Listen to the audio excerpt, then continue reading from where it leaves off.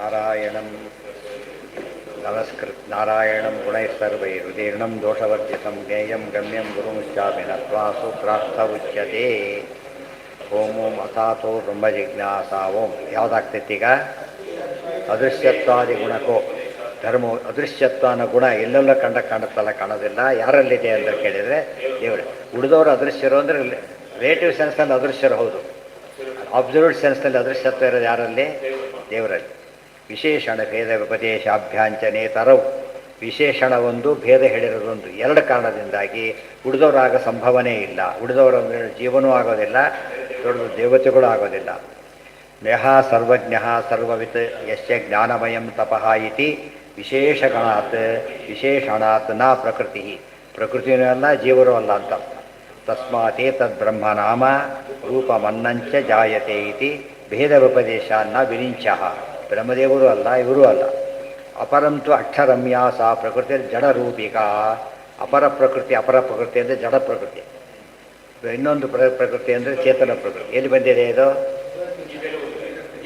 ಅಪರೇಯ ಮಿತಸ್ತು. ಅದೇ ಪದ ಅಪರೇಯ ಮಿತಸ್ತ್ವನ್ಯಾಂ ವಿದ್ಧಿಮೇ ಪ್ರಕೃತಿ ಜೀವಭೂತಾಂ ಮಹಾಬಾಹೋ. ಜೀವಭೂತ ಅಂದ್ರೇನು? ಚೇತನ ಪ್ರಕೃತಿ.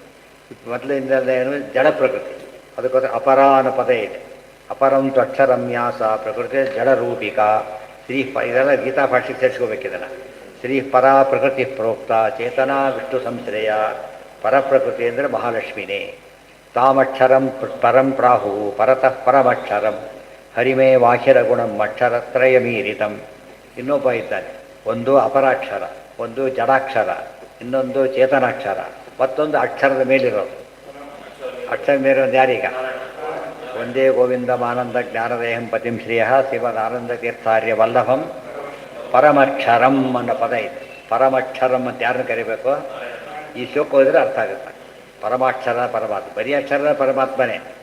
ಪರಮಕ್ಷರ ಅಂತ ಕರೆದ ಇನ್ನೂ ಇಬ್ಬರಿದ್ದಾರೆ. ಅವರಲ್ಲ ಅಂತ ಹೇಳೋದಕ್ಕೋಸ್ಕರ ಪರಮಾಕ್ಷರಂ ಅಂತ ಕರೆದ. ತಾಮಕ್ಷರಂ ಪರಂ ಪ್ರಾಹು ಪರತಃ ಪರಮಕ್ಷರಂ ಹರಿಮೇ ವಾಖ್ಯರ ಗುಣಂ ಅಕ್ಷರತ್ರಯಮೀರಿತಂ. ಈ ಒಟ್ಟಾಗಿ 3 ಜನ ಅಕ್ಷರ ಇದ್ದಾರೆ. ಇತಿ ಸ್ಕಾಂದೆ ಯದಕ್ಷರ ತ್ರಕ್ಷರ ಭೇದಾನಾತ್ ಅಕ್ಷರಾತ್ ಪರತಃ ಪರಂ ಇತ್ಯಪಿ ವಿಶೇಷಣವೇನು. ತ್ರಕ್ಷರ ಅಂದ್ರೇನು? 3 ಅಕ್ಷರ. ಅಲ್ಲಿ 3 ಅಕ್ಷರ ಬರೋದಿಲ್ಲ ಅಂತ ಹೇಳ್ತಾರಲ್ಲ, ಅದು ಇಡೀ ಒಳ್ಳೇದು. 3 ಅಕ್ಷರ ಗೊತ್ತಿರೋರಿಗೆ ಅಂತ ಅರ್ಥ. ಯಾವ 3 ಅಕ್ಷರ?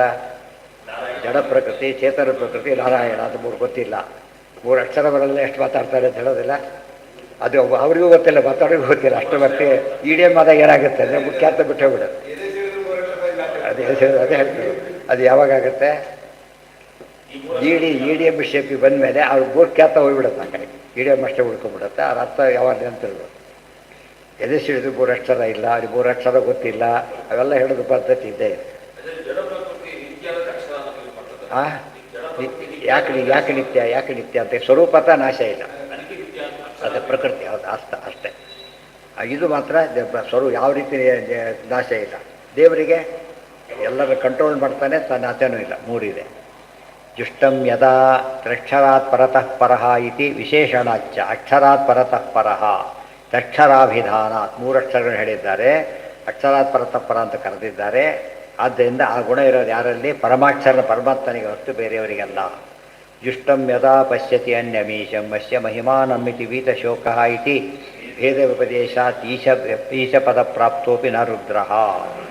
ರುದ್ರದೇವರನ್ನು ತಗೊಳ್ಬೋದಲ್ಲ ಅಂತ ಕೇಳಿದರೆ ಅನ್ಯಮೀಶಂ. ಈ ಈಶ ಅಲ್ಲ, ಇನ್ನೊಬ್ಬ ಈಶ. ರುದ್ರದೇವರನ್ನು ಅರ್ಥ ಮಾಡ್ಕೊಳ್ಳೋದ್ರಿಂದ ನಮಗೆ ಉಪಯೋಗ ಇಲ್ಲ ಅಂತಲ್ಲ, ಉಪಯೋಗ ಇದೆ. ಮೋಕ್ಷ ಅಲ್ಲ. ಮೋಕ್ಷಕ್ಕೆ ಯಾರು ಬೇಕು? ಅನ್ಯಮೀಶಂ. ಇನ್ನೊಬ್ಬ ದೇವರಿದ್ದಾನೆ, ಆತನ ತಿಳ್ಕೊಬೇಕು. ಯಾರಾತ? ಎಲ್ಲರಿಂದ ಭಿನ್ನ, ವಿಲಕ್ಷಣ, ಎಲ್ಲರಿಂದ ವಿಲಕ್ಷಣ. ಆತನ ತಿಳ್ಕೊಂಡ್ರೆ ಮೋಕ್ಷ ಆಗುತ್ತೆ ಅಂತ ಹೇಳಿರೋದ್ರಿಂದ ಪ್ರಕೃತಿ ಮಹಾಲಕ್ಷ್ಮಿಯೂ ಬರಲಿಲ್ಲ, ಆಮೇಲೆ ಬ್ರಹ್ಮದೇವರು ಬರಲಿಲ್ಲ, ರುದ್ರದೇವರು ಬರಲಿಲ್ಲ. ಸೊ ಹರಿಯೇ ಸರ್ವೋತ್ತಮ. ಜುಷ್ಟಂ ಯದಾ ಪಶ್ಯತಿ ಅನ್ಯಮೀಶಂ ಅಸ್ಯ ಮಹಿಮಾನಂ ಇತಿ ವೀತಶೋಕಃ ಇತಿ ಭೇದ ವ್ಯಪದೇಶಾತ್ ಈಶ ಪದ ಪ್ರಾಪ್ತೋಪಿ ನ ರುದ್ರಃ. ಈಶ ಪದ ಪ್ರಾಪ್ತ ಅಂದ್ರೇನು? ಈಶ ಎಂಬ ಪದದಿಂದ ಬರತಕ್ಕಂಥ, ಈಶ ಪದವಿ ಹೋಗಿರಲ್ಲ. ಈಶ ಎಂಬ ಪದದಿಂದ ಸಂಭಾವ್ಯವಾದಂಥ ವ್ಯಕ್ತಿ ಇರುತ್ತೆ, ಅವರು ಕೂಡ ಆಗಲಿಲ್ಲ ಅಂತ ಅರ್ಥ. ಅಲ್ಲಿ ಈಶ ಅಂತ ಪದ ಹಿಂದೆ ಬಂದಿದೆ. ಪರಮಾತ್ಮ ಹೇಗಿದ್ದಾನೆ ಅಂತ ಹೇಳಬೇಕಾದ್ರೆ ಪೂರ್ವಪಕ್ಷ ಕೋಟ್ ಮಾಡಿದ್ದಾರೆ. ಎತ್ತದ್ರೇಶ್ಯಂ ಅಂತ ಹೇಳಬೇಕಾದ್ರೆ ಬಂದಿದೆ. ಯಥೋರ್ಣನಾಭಿ ಅಂತ ಹೇಳಿದ್ದಾರೆ. ಅದ್ರಲ್ಲಿ ಬಂದಿರತಕ್ಕಂಥ ಅಕ್ಷರಾತ್ ಪರತಃ ಪರಂ ಇವೆಲ್ಲ ಬಂದಿರೋದ್ರಿಂದ ಇಷ್ಟು ತಿಳ್ಕೋಬೇಕು ಅಂತ ಅರ್ಥ.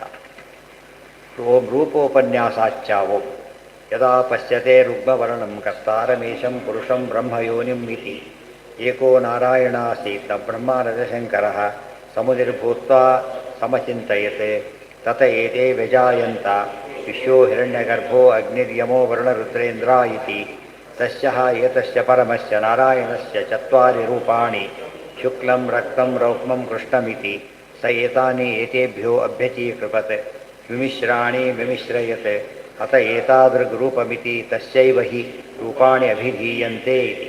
ಅವರ ರೂಪಗಳನ್ನೇ ಹೇಳಿದ ರೂಪಗಳಲ್ಲಿ ಯಾರ ರೂಪಗಳಿವೋ ಬರಿ ಬಿಡಲಿಲ್ಲ, ಬರೀ ಹೆಸರಲ್ಲ ರೂಪನೂ ಹೇಳಿಬಿಟ್ಟಿದ್ದಾರೆ. ರೂಪ ಹೀಗೆ ಅಂತ ಹೇಳಿಬಿಟ್ಟಿದ್ದಾರೆ.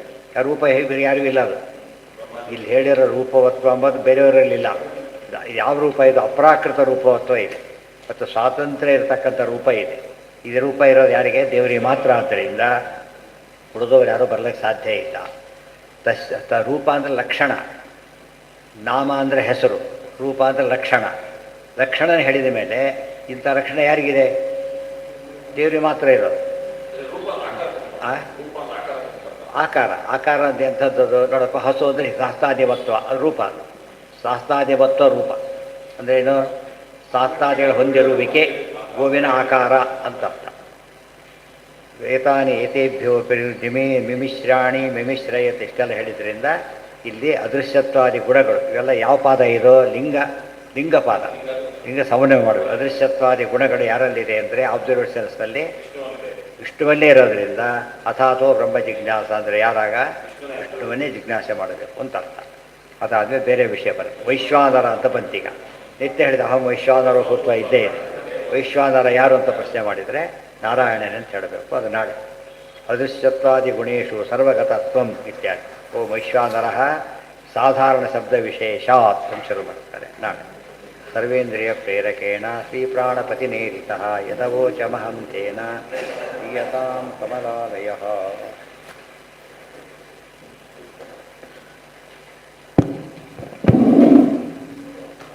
ಸಂತು ಮೇ